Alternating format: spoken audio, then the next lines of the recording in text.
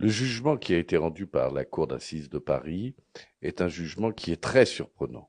Il est très surprenant parce qu'à l'absence de tout élément matériel, de toute preuve, de tout élément médical, il a été décidé de privilégier le récit d'une parole plutôt que d'une autre. Personne n'était dans la chambre du Marriott ce soir-là. Deux personnes racontent deux histoires différentes. L'une raconte une histoire de viol, l'autre raconte une histoire d'une altercation intervenue entre les deux. Il faut des preuves matérielles pour établir l'une ou l'autre des récits pour décider si oui ou non c'est la vérité. Par conséquent, le jugement, en faisant choix de croire la victime et en faisant l'intention de ne croire que la victime, le jugement, évidemment, est critiquable et méconnaît les principes de la présomption d'innocence.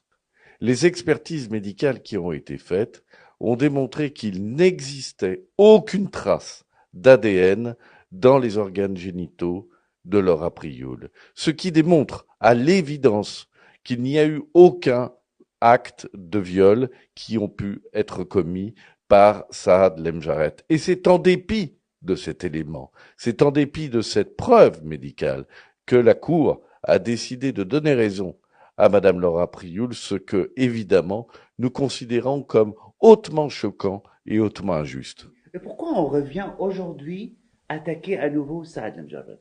Alors, pourquoi autant de temps depuis les faits? Parce que la justice est lente en France, parce que la justice prend son temps en France, parce que Madame Prioul a décidé de faire en sorte que cette procédure dure longtemps, en refusant, alors que c'était la volonté des juges, que l'on aille devant un tribunal, ce qui aurait fait une décision rendue en 2019, plutôt que devant la cour d'assises, ce qui est une formation criminelle large et dont la mise en place est beaucoup, beaucoup plus longue. D'accord.